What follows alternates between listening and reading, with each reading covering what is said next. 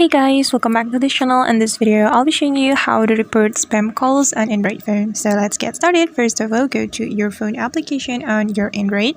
Then you're going to click on recent button right here. Then select the call that you want to report. And for example, I'm going to report a call from this number phone. So just tap on the number phone. Then after that, you can click on this button. And since we want to report this call, we can click on report call. We can click on report button right here. And we can select the call type. But hold on guys, it's still loading. So we can select the call type. We can choose general spam, not spam, telemarketer, robocaller, fraud, or it's up to you. You can choose it as you need. And for example, I'm going to click on debt collector. Then we can click on OK after we are done choosing the call type.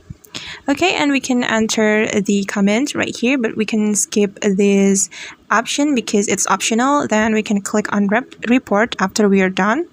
So just click on report.